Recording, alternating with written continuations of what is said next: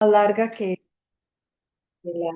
la clase del día de ayer, pero entonces, si se cierra la sesión, pues reiniciamos. Entonces, lo que vamos a ver el día de hoy son las lesiones de la piel. Entonces, vamos a empezar con lesiones benignas y después con lesiones malignas. Ahí yo les voy a ir diciendo que es como muy, o sea, que es como más importante para mí. Ok, siguiente imagen.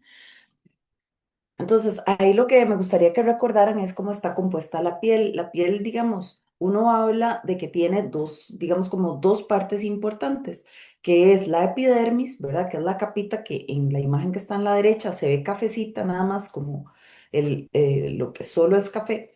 Y luego está la dermis, que es toda la capa gruesa que está abajo. Entonces, la epidermis es una capa muy delgada pero se subdivide en cinco subcapas que son las que se ven en la imagen de la izquierda, que son un estrato basal, un estrato granuloso, un estrato espinoso, ¿cómo se llama? Un estrato lúcido y un estrato córneo. Entonces, empieza por un estrato basal, un estrato espinoso, uno granuloso, lúcido y córneo. ¿Qué es lo que va ocurriendo? Que en el estrato basal hay las células que están, que son las células basales, van, ¿verdad? Como subiendo, ellas es como que si fuera una escalerita, van ascendiendo y en la medida que van subiendo, van perdiendo como ciertas organelas. Entonces, abajo tenemos células normales o bien formadas, pero ya en lo que es el estrato córneo, las células han perdido sus núcleos, han perdido el resto de organelas. Entonces, básicamente, casi que solo queda como capas de queratina. Entonces son capas de así, de bastante queratina gruesa y eso es lo que da cierta protección y ciertas características.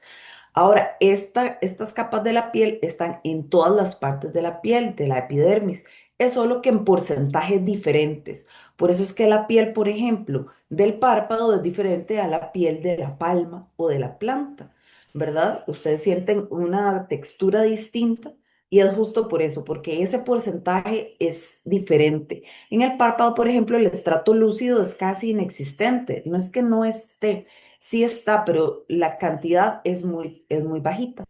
Entonces, esas células van teniendo diferente nombre y diferentes características en la medida que van ascendiendo. Ok, después está la dermis. La dermis es la capa más gruesa que también se divide en dos capas, una capa que se llama papilar y una capa reticular. Ahora, resulta que ahí lo importante de entender es que en la dermis están todos los anexos cutáneos, el folículo piloso, las glándulas sudoríparas, las ecrinas, las arterias, las venas, los nervios, el músculo piloerector, las glándulas sebáceas también, o sea, todas las estructuras, ¿verdad? Todo lo que conocemos como anexos cutáneos están ahí en la dermis. Entonces, la primera capa de la dermis es, o la subcapa que encontramos primero es la papilar y segundo la reticular. Cosas importantes de tener presentes que la piel es el órgano más extenso del cuerpo y que tiene funciones no solo de protegernos contra otros agentes, ¿verdad? Contra bacterias, contra virus, contra objetos, cosas mecánicas, ¿verdad? Que nos pueden causar daño, dolor físico, ahora me refiero.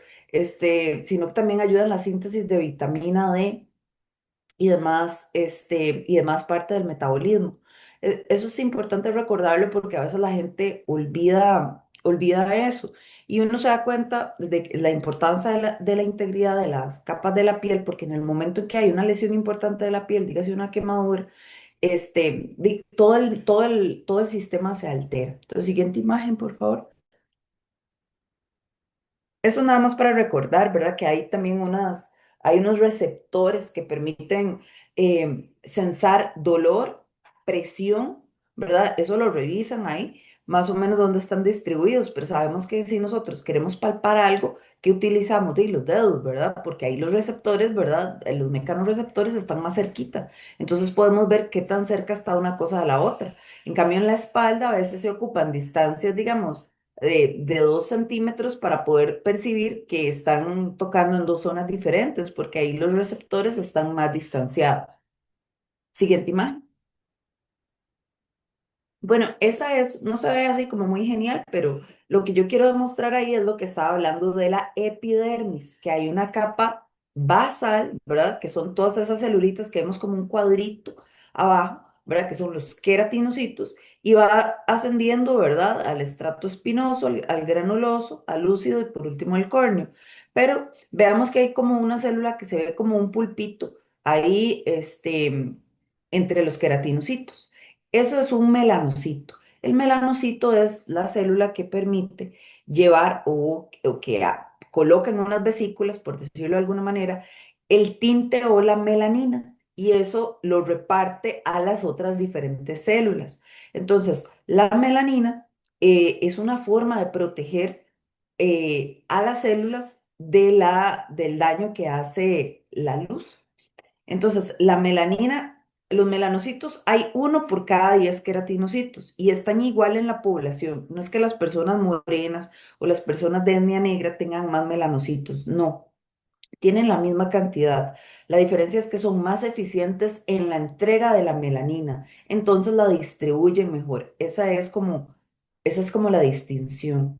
Entonces como que la reparten bastante bien y eso permite que ciertas personas tengan una pigmentación pues más notoria, ¿de acuerdo? Siguiente imagen. Bueno, entonces vamos a hablar un poco de las lesiones malignas. Cuando digo lesiones malignas de la piel, hay unas lesiones que son cáncer y otras que son que quieren o podrían ser cáncer, o sea, que potencialmente se pueden convertir en cáncer. Entonces, en esta clase vamos a ir de menos a más, o sea, de las más malas a lo que es más benigno. Entonces, estas primeras que voy a hablar, esto es cáncer y me interesa dejarlo claro porque eh, de- es lo que no quisiera que se les vaya. Ustedes se equivocan con el diagnóstico de un lunar y no va a pasar mayor cosa, pero si se les va un paciente con un cáncer, eso sí le puede traer, ¿verdad?, consecuencias. Vean, los cánceres de piel uno los puede dividir a grosso modo, así como para diagnosticar más del 90% de los cánceres de piel, en cáncer de tipo melanoma y cáncer de tipo no melanoma. Entonces están los melanomas y el carcinoma vasocelular, el carcinoma epidermoide y otros. ¿Está bien? Ahora, el carcinoma vasocelular representa como el 80-85%, o sea, en otra literatura pueden ver otros valores, ¿verdad? Pero a grosso modo va a ser como el 80 al 85% de los cánceres de piel. El carcinoma epidermoide va a representar, que es lo mismo que escamoso, si lo leen en otro lado, va a representar más o menos como entre un 15, un 10, o sea, no va a ser más del 20%, 15, 10 por ahí. Y los otros carcinomas, ¿verdad? Las otras lesiones, vean, eso es menos de un 4%, o sea, eso es un 2, un 4% de los cánceres. El melanoma casi siempre representa por ahí de un 5 más o menos por ciento. Entonces vemos que es muy poquito, el problema es que es muy malo. Entonces, si nos ponemos como a analizarlo un poco, casi que la mayoría de los cánceres de piel se va a repartir un poco entre carcinoma vasocelular y epidermoide. Les mencionaba que uno es como entre el 80-85% y el otro será como un 15, si acaso 17 por ahí, digamos, poniéndole muy demasiado, un 20%, pero no llega a ser más que eso. Entonces ahí podemos diagnosticar la mayoría. Y lo interesante es que los factores de riesgo son parecidos para todos. Siguiente imagen. Entonces, vean, eso es un carcinoma vasocelular. Me interesa que busquen una cosa que se llama patrón, así, patrón de Fitzpatrick. Así, Fitzpatrick, se escribe F-I-T-Z, Patrick, así como Patricio, casi. Vean, eso es una clasificación del tono de la piel. Me gustaría que lo vieran ahí para que cuando se mencione en la literatura ustedes sepan de qué están hablando. Es básicamente que cataloga a las personas en tonos de piel, siendo el número uno las personas de cabello pelirrojo, de ojos claros, blancas, y las personas, digamos, de tez más oscura, pero digamos como de países africanos, ¿verdad? Pero donde es un tono de color negro que es bastante, como muy parejito, pero muy intenso, que se ve casi como que brillara, no sé si me doy a entender, tal vez ahora que están viendo Mundial pueden ver personas de etnias diferentes juntas, entonces uno a veces como que lo nota más. Pero digamos, una persona de un patrón de Fitzpatrick 2 es como el típico caucásico, la persona que es rubia, de ojo claro, blanquita, ese es un patrón de Fitzpatrick 2. Las personas que son como de lugares fríos, que son blancas, de pelo negro, pero son blancas, tengan los ojos de color o no, son más como un tipo 3. Las personas latinas, así somos básicamente un 4. Los más blanquitos eran ahí como 3 4. Y ya las personas hindús van a ser 4, 5, las personas de etnia negra serán 5, 6, depende del tono. Entonces, esa es la escala que quiero como que tengan, o sea, que visualicen para que comprendan que la gente que tiene cáncer de piel suele tener patrones de Fitzpatrick bajos. Bajos es sobre todo el tipo 1 y 2. No es que alguien con un 3 no lo pueda desarrollar, pero es menos frecuente. Entonces, el carcinoma vasocelular es el que vamos a ver en personas con patrones de Fitzpatrick tipo 1, tipo 2, las personas que son blanquitas, de ojos claros, que a veces tienen una exposición solar de tipo intermitente y esta es la principal causa del cáncer de piel, el daño solar, pero también influyen otras cosas, como por ejemplo el fumado lo puede empeorar, que haya en la familia antecedente de cáncer de piel, que la persona misma haya tenido cáncer de piel en otra oportunidad o el mismo vasocelular previamente. Existen algunas condiciones genéticas que lo pueden generar, pero no es lo más frecuente. Lo más frecuente es esa exposición solar. Entonces, ¿a dónde lo vamos a ver? Pues en sitios donde hay exposición prolongada al sol. Dígase el rostro, dígase los brazos, el cuello, las manos. Esos son los sitios más frecuentes. Con menos tendencia se ve, por ejemplo, en la espalda, un carcinoma vasocelular. No es que no exista, pero es menos probable. Ahora bien, em, les mencionaba que las características de este carcinoma, eh, casi siempre el más clásico es este, que se ve como un rodete dentado. Ahora en otra imagen lo van a ver mejor, pero es como esa persona que recibe una irradiación solar de manera como intermitente. Es alguien así como que vive en San José, vive en una zona ahí relativamente más alta y cada cierto tiempo va a la playa y tiene exposiciones intermitentes. Cada Semana Santa se va a la se queda ahí una semana, 15 días, exposiciones fuertes pero intermitentes. Entonces, esto en ese tipo de personas así blanquitas se puede observar. Siguiente imagen. Después, bueno, ahí les mencionaba como un poquito de los factores de riesgo de este carcinoma, ¿verdad? Tener patrones de Fitzpatrick bajos, los antecedentes de los familiares, haber tenido historia de este mismo tipo de cáncer previamente y las exposiciones solares. No es que alguien que se exponga crónicamente no lo puede tener, claro que sí, solo que intermitente es como un factor de riesgo un poquito más importante. Siguiente imagen. Vea, hay varios tipos. El más frecuente que vemos es el tipo nodular, pero está el superficial, el infiltrativo, que este es como el más agresivo, uno que se llama morfeiforme. El nodular es lo que vemos más. Siguiente imagen. De hecho, que por eso se le llama rodete dentado. Vean, es la imagen que se ve, es en todas, pero la de abajo, inferior izquierda, tal vez se ve un poquito mejor. ¿Han visto que hay unas galletas que se llaman, yo siempre les digo a los estudiantes, yemitas, que son como, es como una coronita y como que en el centro tiene una jalea? Bueno, más o menos esa imagen del rodete dentado es lo que se tienen que tratar de imaginar.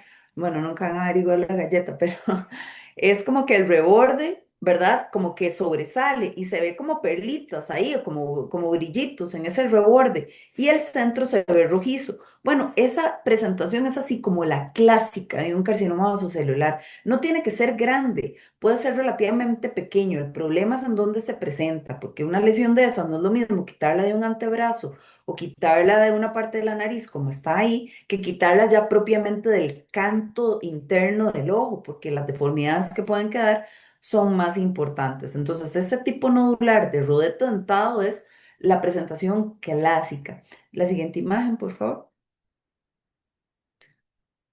Este otro es el subtipo superficial. Vean que lo que se ve es una placa. Ahí realmente uno hace diagnóstico diferencial a veces con otra cosa, con una psoriasis, con algún tipo de hongo, ¿verdad? No, no lo ve uno y uno dice, ah, mira, es un carcinoma vasocelular. No es como lo primero que uno piensa, pero uno dice, mira, esta placa grande no está bien, está creciendo rápido, tiene características diferentes. Muchas veces es el reporte de biopsia lo que le termina a orientar a uno del tipo que es, pero vean que la persona sigue siendo alguien de color, de una piel muy clarita, ¿verdad? Y vean que la coloración de esto siempre es rojiza. ¿Por qué? Porque hay mucha actividad celular de fondo. Siguiente imagen.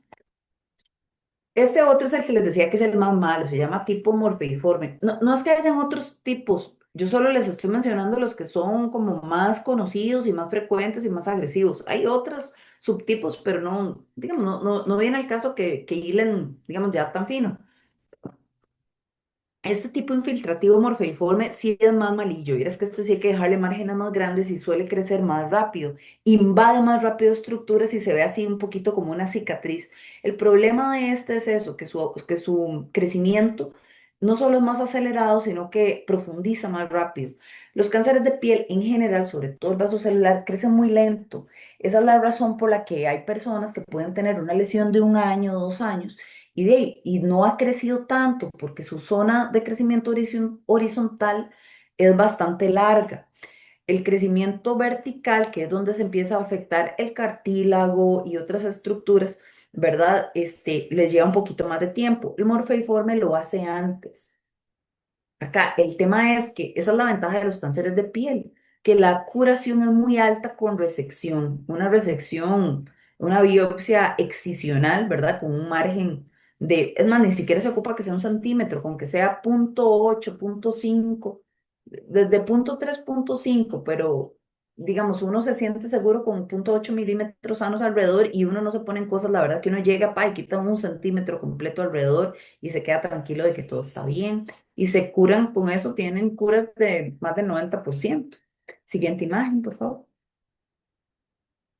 Ok, entonces, en general, con el carcinoma celular es eso, que el pronóstico es muy bueno, crecen lento, todo esto lo acabamos de discutir, ¿verdad? Que es cierto, sí pueden invadir el tejido profundo, pero ya son casos más raros, ¿verdad? Siguiente imagen. El tratamiento, como les decía, cuando el cáncer es muy, muy temprano, existen algunos productos a nivel de dermatología que podrían tratarlo. Yo soy cirujana, entonces yo lo que sé es operar. Y no tengo tanto conocimiento en qué grosor puede tener el cáncer para poder usar tratamientos tópicos que sean realmente efectivos. Uno se queda tranquilo operando y quitando la lesión.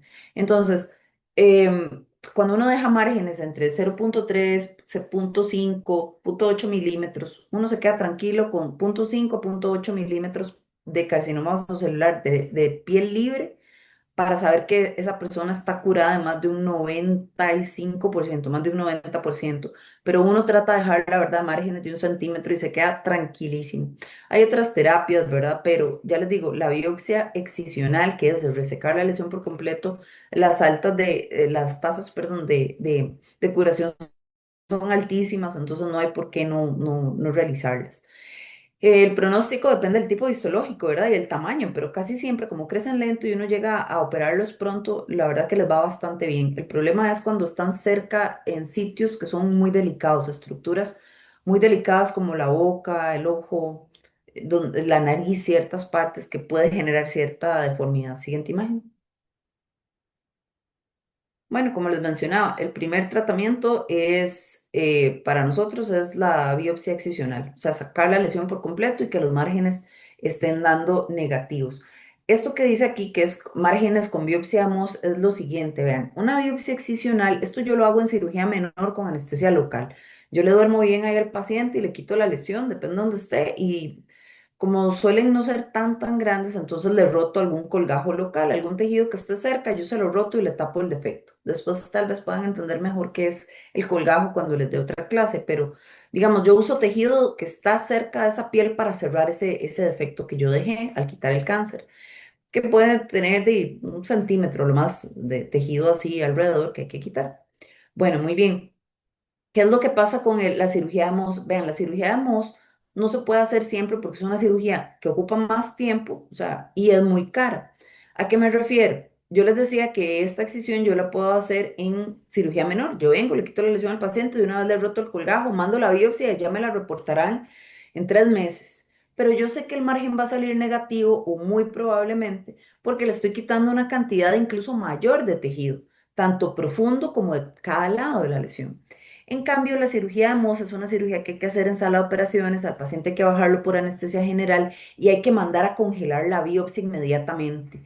O sea, uno no puede sacar al paciente de sala hasta que le digan que los márgenes están negativos. Si uno llega y manda la pieza y le dicen, no, vea, todavía está comprometido el margen profundo, hay que quitarle otra parte más al paciente. O no, mire, está comprometido el margen inferior, entonces uno tiene que ir, ampliar, volver a tomar piel y volver a mandar la biopsia. La biopsia tramitándose en manos hábiles de un patólogo puede tardar 45 minutos en manipularse, no menos que eso. ¿Por qué? Porque esa biopsia lo que se hace es que el tejido que uno manda lo congelan de una vez, lo pasan por parafina, lo cortan, o sea, le hacen una congelación, es todo un proceso, cortan las piecitas, la tiñen de una manera diferente, cada margen les ponen un color distinto y la ven inmediatamente al microscopio. Entonces, haciendo todo ese proceso rápido, se duran unos 40 45 minutos y el patólogo además viéndolo. Y lo llama uno por teléfono a sala de operaciones y le dice, vea, el margen está bien, está libre o no, está comprometido. Ahora ustedes dirán, bueno, pero si se puede hacer con anestesia local, entonces ¿para qué hacer una cirugía de Mohs que es tan cara? ¿Verdad? Porque el paciente todo ese tiempo está bajo anestesia general, está dormido y nadie está operando nada porque hay que esperar el reporte del patólogo. Ustedes dirán, entonces ¿para qué lo van a hacer así? Bueno, la razón es muy sencilla, es que en algunos momentos la estructura que se está eliminando uno no se puede dar el lujo de quitar más tejido, como en un brazo, como en la piel del dorso de la mano, que yo digo, yo puedo quitar más, no pasa nada.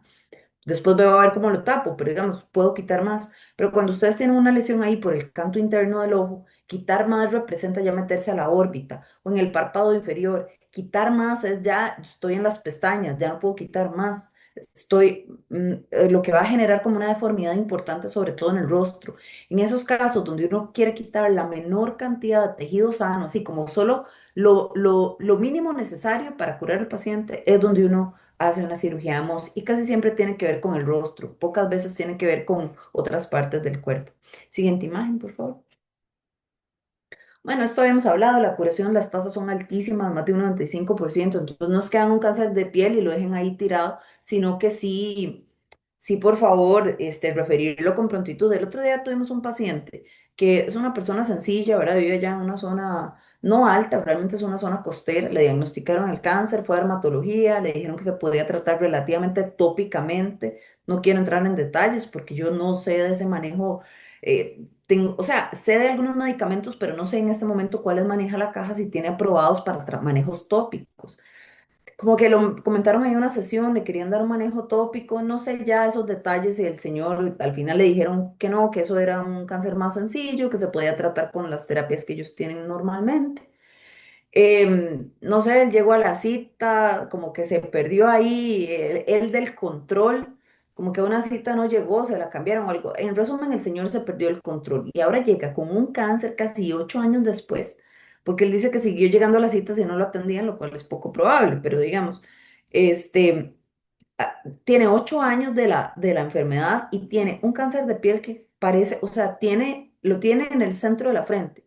Tiene un hueco en la zona del nasion, ¿verdad? Que es como en la glabela. Tiene un hueco, casi que se le ve ahí el hueso. Y se le extiende así relativamente como una coliflor hacia las cejas, hacia las dos cejas. Y tiene una lesión pedunculada, así, piensa que es como una bola ahí guindando, del lado del ojo hacia el ojo derecho. Ese señor se pone lentes oscuros grandes y se nota poco, pero vieras que sí, sí, muy aparatoso. Entonces, por eso les digo, no es que no vaya a hacer cosas malas, pero sí hay que atenderlo al tiempo, ¿verdad? Sus pacientes tienen que ser atendidos antes de 3 años para tener excelentes resultados. Ya después de eso, el compromiso de mayor. Bueno, los bordes ahí les estoy diciendo, menos de medio centímetro incluso pueden curarse, pero uno con medio centímetro, o sea, ya está tranquilo de tejido libre alrededor. Casi siempre da para cierre primario, o sea que los bordes de la herida dan para cerrar, no siempre necesitan colgajos ni reconstrucciones por parte de cirugía plástica cuando se abordan de manera temprana y siempre deben enviarse a patología para revisar los bordes que estén libres de enfermedad. Siguiente imagen. Mm.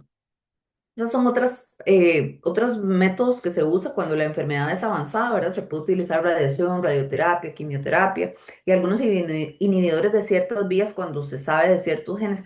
Pero esto no siempre ocurre, esto es más bien lo inusual. Lo usual es la cirugía y que le reporten a unos márgenes negativos y si los márgenes están positivos se amplía es como la historia que vemos con frecuencia a un paciente bien diagnosticado. Siguiente imagen. Ese otro es otra patología que se llama el carcinoma epidermoide o carcinoma escamoso. Se los pongo en el labio inferior porque resulta que estas personas tienen los mismos factores de riesgo que el carcinoma vasocelular. La exposición solar, patrones de Fitzpatrick bajos, antecedente heredofamiliar de cáncer de piel, antecedente en la persona de un cáncer de piel previo, ¿verdad? Ciertas condiciones genéticas. Pero esta persona más bien tiene la historia de que su exposición solar ha sido de manera crónica. Es como la persona que se dedica a la pesca, la persona que se dedica ahí a trabajar en los puertos, que se dedica, ¿verdad? A trabajar como en todas esas, ¿cómo se dice? No, no empresas, sino compañías que trabajan así con, sembrando cultivos, banano, etcétera. Pero es una persona que tiene sol, sol, así, día y noche. Y se los pongo en el labio inferior porque con más frecuencia uno ve un carcinoma epidermoide en el labio inferior y muchas veces en el superior lo que se encuentra es un vaso celular. Entonces al inferior le gusta más el epidermoide. Una de las razones puede ser, no digo que sea exactamente esa, que haya esa aparición, es porque el labio inferior en una persona con una, digamos, con unas medidas relativamente estéticas del rostro, el labio inferior debería protruir 2 milímetros más que el labio superior. O sea, debería salir, proyectarse un poquitito más, 2 milímetros más que el labio de arriba. Entonces, pues la exposición solar ahí pues, va a ser diferente, ¿verdad? En todas las personas. Siguiente imagen. Este otro es ese tipo de carcinoma escamoso o el sabe mencionado epidermoide. Vean que es una placa muy agresiva, casi que parece una quemadura química. Vean que los rebordes están elevados, pero se ve como una ulceración, ¿verdad? Y como que muy rápido empieza a lesionar un poquito el tejido más profundo. Vean, este cáncer también crece lento, no piensen que crece ahí en 2 meses. Él también es de un crecimiento un poquito más lento, pero puede ser un poco más agresivo que el vasocelular. Entonces sí se va un poquito a un crecimiento más rápido, pero las tasas de curación son bastante parecidas, son más de un 90% con márgenes libres, solo que uno le deja un poquito más de margen, ¿verdad? Entre 0,5 y 0,8 milímetros. Entonces, un paciente que se le reseque 1 centímetro alrededor, ese paciente también va a estar curado con tasas arriba de un 90%. Siguiente imagen. Como les mencionaba, los factores de riesgo son los mismos y las tasas de metástasis para los dos cánceres son bajísimas. Vean que son menos de un 5%, 0,5 a 5%. Si lo dejan mucho tiempo, pues cambian, pero en general se pueden diagnosticar en etapas tempranas. Tienen muy buen pronóstico con una buena resección. Tienen mal pronóstico las personas que son inmunocomprometidas y de hecho que a veces a ellos les da, hay personas que tienen algún tipo de trasplante de riñón, de hígado y entonces entre los suplementos que le dan hay suplementos de vitaminas para tratar de evitar, no es que las vitaminas le inhiban el cáncer, pero ellos están depletados a veces de algunas vitaminas que pueden ser cofactores importantes en procesos para evitar que esto ocurra. No solo vitaminas, sino que algunos, digamos, algunos otros elementos como el zinc o el magnesio también se les dan como en la dieta para ayudarles, porque las personas que están con inmunocompromiso, eso dice que utilizan de esteroides de larga data, ¿verdad? Pueden ser más vulnerables al desarrollo de este tipo de cánceres. Vean ahí los sitios de exposición, labio, oreja, cuero cabelludo. Esto es porque son zonas donde pega mucho el sol, pero no necesariamente la gente se ve. El labio sí, estamos de acuerdo, pero en las orejas se refiere como a la parte de atrás de los pabellones. Y el cuero cabelludo porque la gente no siempre se nota la lesión, ¿verdad? Cuando no tienen cabello, en las partes de atrás o las partes más superiores de la oreja, de la cabeza. Siguiente imagen. Doctora, me imagino que con mayor frecuencia se ve más en personas adultas o adultas mayores, pero se ve en niños.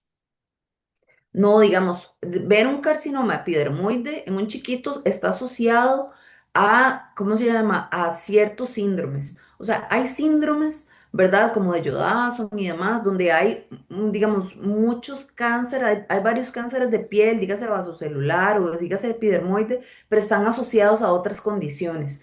Ya es una cosa genética. Pero esos chiquitos tienen otras características, o sea, no solo tienen el cáncer de piel, sino que tienen otras anomalías. Entonces sí se ve, pero no es por la exposición solar, es por una condición genética. Pero es Gracias. Ajá, pero eso es muchísimo menos frecuente. Ya les digo, yo no soy pediatra, eso lo van a aprender mucho cuando roten ahí, ¿verdad? Con toda la gente que sí maneja eso con frecuencia, pero no, digamos, porque usted ocupa un tiempo exposición solar para hacer esto. Por eso usted no va a ver un cáncer de piel con frecuencia en personas de las edades de ustedes, que son personas de 20 años.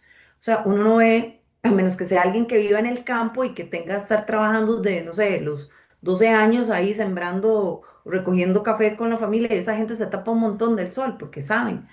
Pero es gente, digamos, que ya tiene años de estar recibiendo sol, o sea, son personas que usted se los va a encontrar de 40 años, 50 años. No es que alguien de 30 no lo pueda hacer, pero no es tan frecuente porque es el daño solar acumulado lo que vamos a ver, que genera esta lesión del ADN y se lesiona el ADN y entonces desencadena una réplica anómala y es cuando se hace cáncer. Siguiente imagen, por favor. Creo Doctora, que va a cortar. Ajá. sí, cualquier cosa le quedan 2 minutos a la reunión. Sí, sí, se va a cortar y va a haber que reiniciarla. Lo único es que yo no sé si se va a reiniciar de una vez o necesita un tiempo para volver a hacerse. Entonces, bueno, terminemos del carcinoma epidermoide por lo menos para saber por dónde vamos. Ujú. Bueno, el tratamiento igual, como les decía, lo importante es quirúrgico, hacer una adecuada resección. Y cuando la enfermedad es metastásica, pues sí, uno puede dar radioterapia, quimioterapia, pero ya esto es cuando probablemente esté más diseminada y no se puede hacer mucho y hayan estructuras lesionadas, ¿verdad? Muchas veces cuando las lesiones son cerca del ojo y el paciente puede perder, incluso puede perder la visión porque la radioterapia puede lesionar de manera importante la visión, ¿verdad? Siguiente imagen. Ok, entonces esto nos va a interrumpir nuestra conversación del melanoma, ¿verdad? Entonces, pues nos volveremos a conectar. Lo que me preocupa un poco es que esta clase de todavía nos falta terminar la parte de las lesiones malignas y las lesiones benignas, pues son más fáciles de ver porque son más que nada imágenes, pero sí es un poquillo más largo. Entonces, hoy sí les voy a pedir paciencia. Entonces, vean, las características de un carcinoma, de un melanoma, perdón, nada más antes de que se termine el tiempo, recuerden que el melanoma es menos frecuente, es menos de un 5% de los cánceres de piel. El problema es que es muy dañino. Él rápidamente profundiza y eso lo cambia todo. Entonces, si antes teníamos tiempos de un año, 2 años, 3 años para quitar una lesión, el melanoma no se comporta así. Él es menos, pero es un poquito ingrato, ¿está bien? Em, pues que no quiero seguir hablando si se va a cortar, porque no sé en qué voy a quedar, o sea, qué va a ser lo último que habré mencionado. Doc, bueno, no sé si cuando nos salimos y volvemos a ingresar, digamos que nos salgamos todos y la reunión se cierre y nos volvemos a ingresar. Está bien, intentémoslo de esa manera.